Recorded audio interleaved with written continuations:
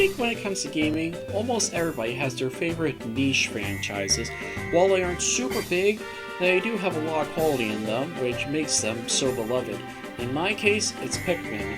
The lush surroundings, the fun strategy gameplay, and for the topic of this video, the 8 Pikmin types gathered around all 3 games.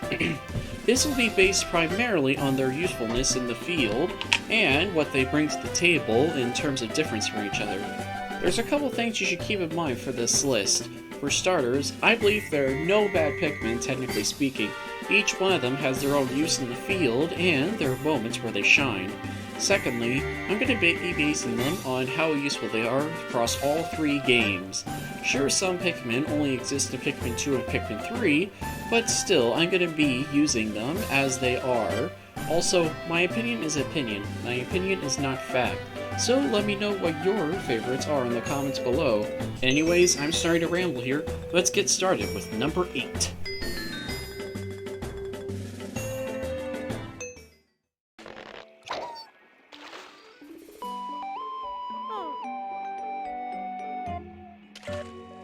Now, one thing I should mention is that while having specific Pikmin that can do a certain task are nice, I'll always prefer a type that can do a little bit of everything and more. I'll explain this better as the list goes on, but this is the blue Pikmin's greatest downfall, sadly. Don't get me wrong, I still think there are no bad types in Pikmin. They're still useful and have their place in the field, but it seems their worth has dropped as the series went on. In the first game, they were found in the second major area of the planet, the Forest Navel, and several ship parts just so happened to submerge underwater, especially in the distant spring. In Pikmin 2, they are found in the Perplexing Pool, the third area of the game. While some treasures are found underwater, their main use comes in dungeons, where several dungeons have water as their main hazard. There's even a single dungeon where only blue Pikmin can enter by themselves.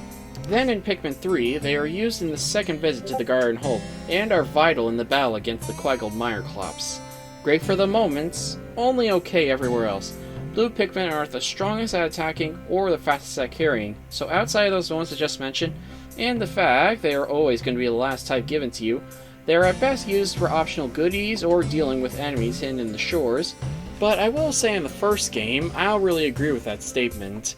In the first game, there are tons of ship parts in the water, and several enemies such as the Wollywog and the Puffy Blowhog are found hovering over the water. If you try finding them with yellows or reds, I guarantee you a couple of which will drown. Of course, it may have something to do with the AI, but details. So overall, they're not a bad type by any means. The points where they are used will make them crucial, but if they have more time, or if they were a little faster or stronger, they would certainly be higher.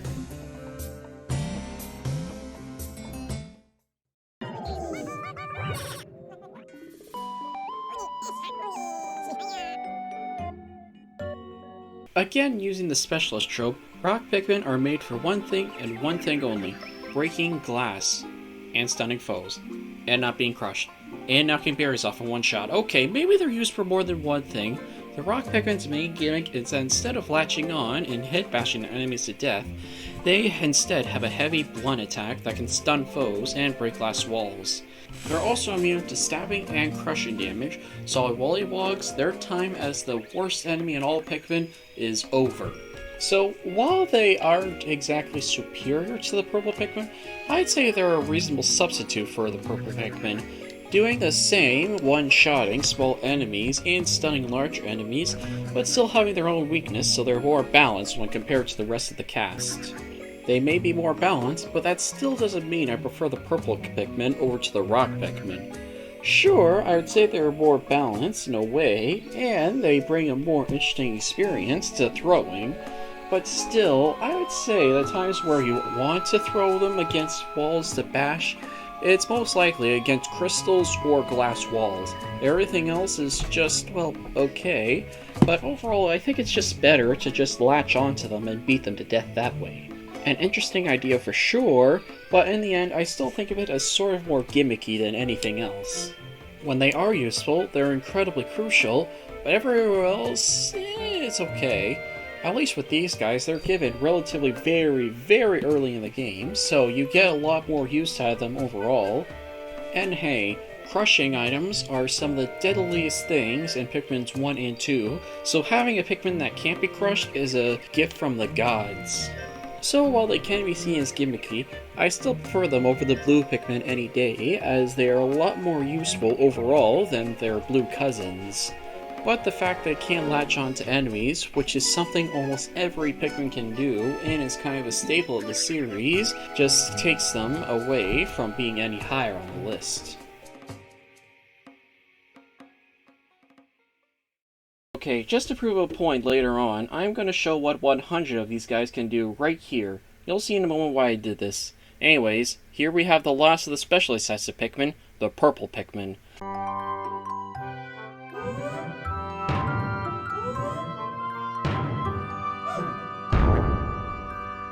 The purple Pikmin are the tanks of the group, capable of dealing triple the amount of damage and stunning any foes that are near it.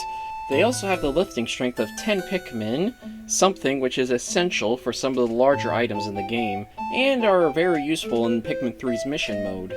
But sadly, with a lot of high highs, the purple Pikmin have a lot of low lows. For starters, they're only found underground, which makes them much more difficult to find them, and makes them much more painful to lose. Also, they don't have any special immunities whatsoever, so electric, water, and fire are all death traps for them. Now you might be wondering why I put them above the rock Pikmin and the blue Pikmin. The reason why I did is because, even though they are all specialist classes, the purple Pikmin can be more of a general class, and they can be used for more outside of special events. Frankly, I would have put them higher if purple Pikmin weren't so damn hard to find. They can only be found underground in candy pop buds, and even then, they only drop 5 at a time. And not every dungeon has candy pop buds, and their dungeons are filled to the brim with death traps of all sorts, so even if you do get them, you could easily lose them just right then and there. I know it seems like I'm just rambling on, but I'm just waiting. They're still carrying the Doomsday apparatus. That leads into the Pikmin's biggest problem. They are so slow.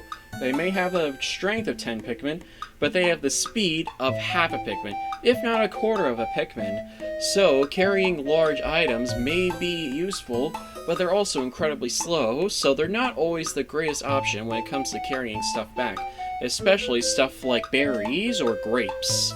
But still, I'm getting sidetracked here. While they do have a lot of low lows, I say they more than make up for it for its high highs, and their ability to kill almost everything in mere seconds, something other types can't really do as well. Sure, it may be all slow as all hell, but it more makes up for it for carrying 10 times what a normal Pikmin can carry.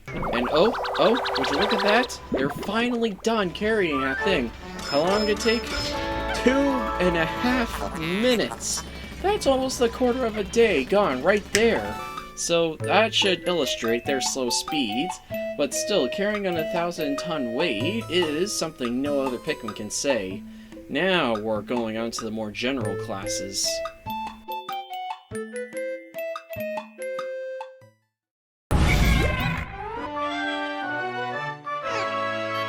The Bulbmen are a weird type to talk about. Well, for starters, they have a bizarre backstory to say the least. Being bulbers that happen to cross a parasitic type of Pikmin, causing them to take control. Now following their mother Bulbor, these little guys wander in dungeons in groups of up to 10, and once their mother is killed, the babies will follow and join you. As for gameplay, they're the most useful types by default, immune to water, poison, fire, and the infamous electricity, as well as being average everywhere else. But outside of dungeons, well, that's the thing, they can't leave dungeons, and they only spawn in certain dungeons for that matter. Also, how many Bulbmen you get is random. Having 100 or close to 100, no one will spawn. Having 90 or less, the number can range from 10 to just 1. A weird case for sure, but it does leave them the perfect candidates for candy pop buds. On the one hand, I am kind of upset that they haven't appeared in Pikmin 3, but at the same time I can understand, as without dungeons, the Bulbmen don't really have any purpose except being overpowered at absolutely everything. As well being immune to the one-hit kill electricity, which is something that electricity couldn't even kill in the next game. So I guess if they were in Pikmin 3, they would either be completely broken, or they wouldn't be nearly as useful as they were before. But I guess we'll never know. but overall, I like to think of them as the sort of easy mode for dungeons. They show up whenever you're having trouble, and they're immune to everything, gives them the ultimate advantage against almost anything the dungeon can throw at you. Although having their numbers randomly generated, and the fact that they can't leave dungeons, kinda takes away a couple points for them. Odd type for sure, but I wouldn't say it's anything bad by any means.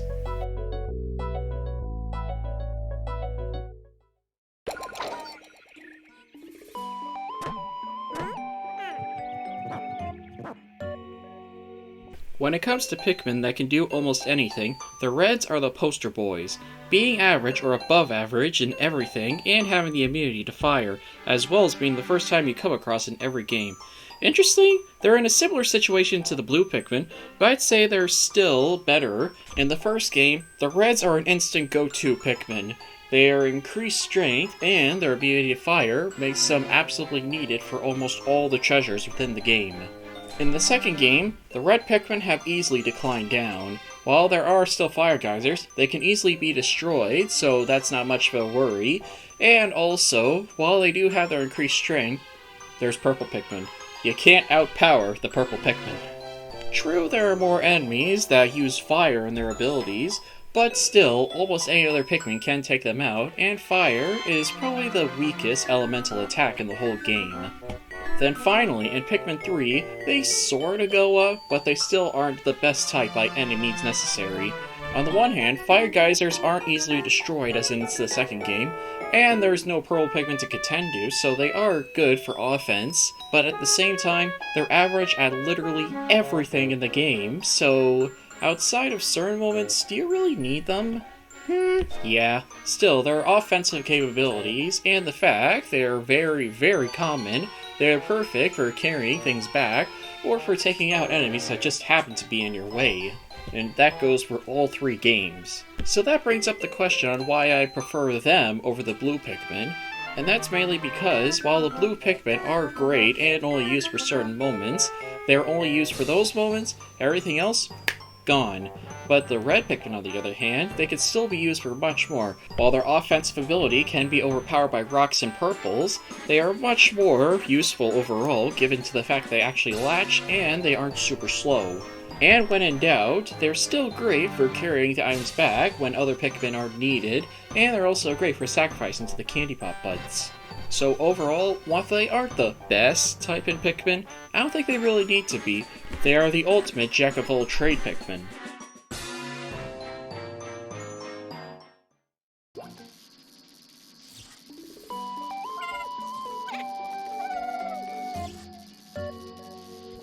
I've brought up the red and blue Pikmin before on how their worth of the series has gone down over the series as went on, but in the yellow Pikmin's case, I'd say it's the opposite. In the first game, yellow Pikmin are pretty much the worst type in the whole game, only really used for getting the occasional high-up item or bomb rocks to destroy walls. In the second game, their usefulness went from 0 to 11, mainly because of one teeny tiny thing: electricity.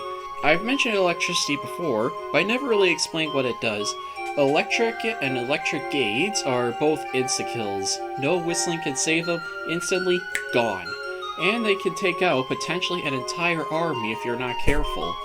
Yellow Pikmin, fortunately, are immune to electricity, and there happens to be a lot of electric gates and a lot of electric traps in dungeons, so they are pretty much crucial in almost all events because of how deadly electricity is alone. And some treasures are more found in high places, a bit more than in the first game. In Pikmin 3, they got, I'd say, both an upgrade and a downgrade. On the one hand, electricity can't even kill Pikmin anymore, rather it just stuns them, but still, they are crucial for taking out the exclusive electric gates. There are also a lot more fruits that are high up in places when compared to the first and second games. Another thing about these types in Pikmin 3 is that they are used as conductors, capable of taking electric currents through wires, causing caves to light up. And hey, it instantly flowers them too, which is very useful and saves on nectar. So overall, while they weren't super useful in the first game, I'm very glad that in the second and third games they got a lot more use out of them, and their skills were put into great use. Definitely perfect for the top 3, but the other 2 are just miles better in almost every way.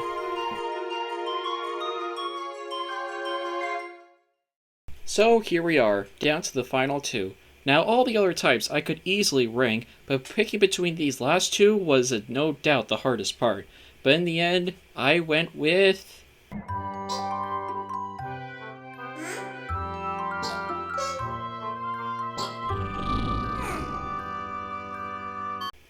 White Pikmin were for a while my favorite type, and it's easy to see why.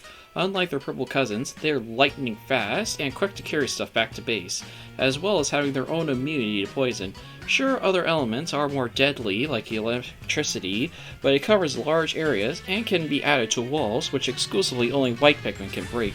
And if that's not enough, they can also see and dig underground, so they are perfect at fighting hidden treasures as well as digging in general. Even dying isn't all that bad. If a white Pikmin gets eaten, they poison their targets, doing a large amount of damage, if not outright killing them on the spot. But the little things that barely leave it at number 1 are just a few things here and there. One of the main reasons is that, like purple Pikmin, they are found exclusively underground, which makes them a lot harder to find, and a lot more painful to lose. Sure, it poisons them, but still, it's losing a very rare type of Pikmin, even rarer than the purple Pikmin.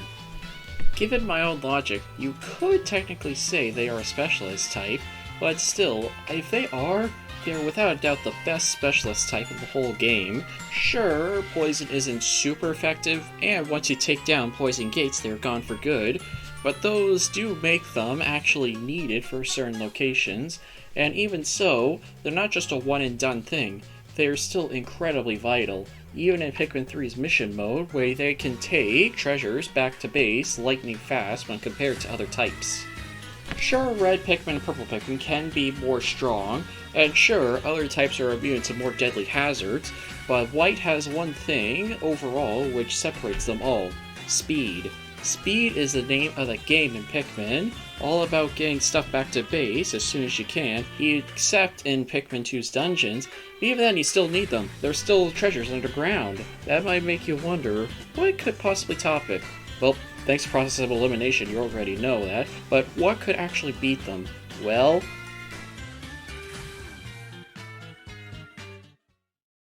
process of elimination is fun.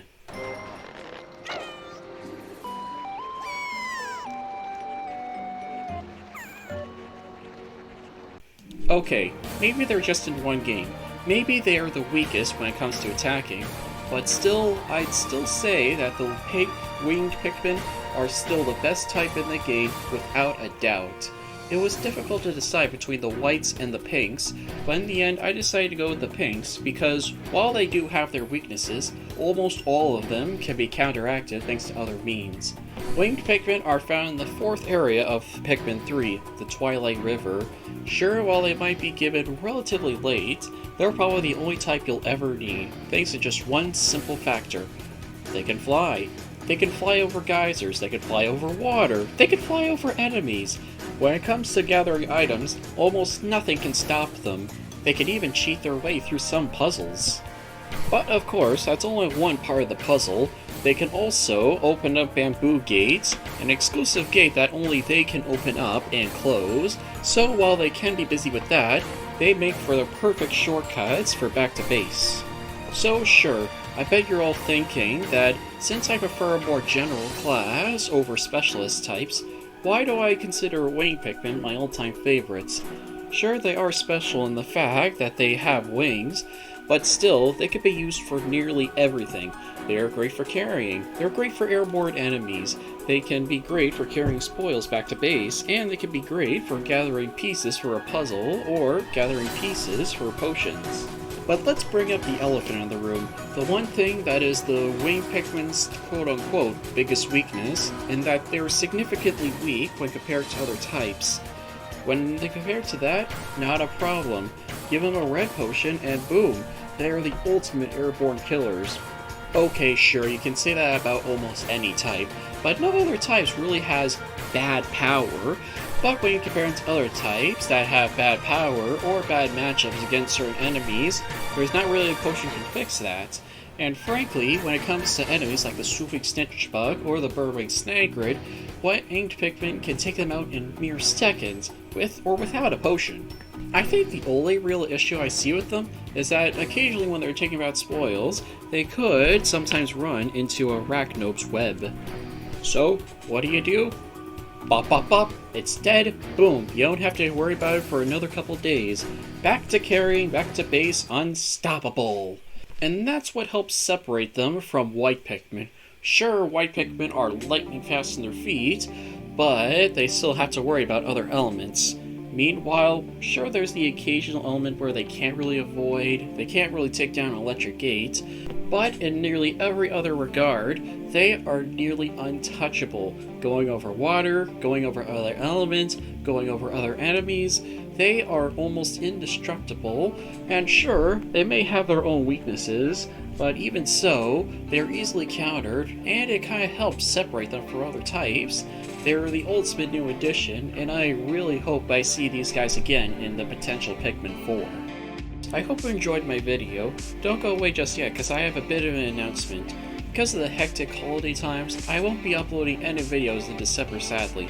However, I will upload a video, hopefully in early January, and because you have to wait a little bit for this one, it's going to be top 10 Jackbox games. See you in 2021, everybody!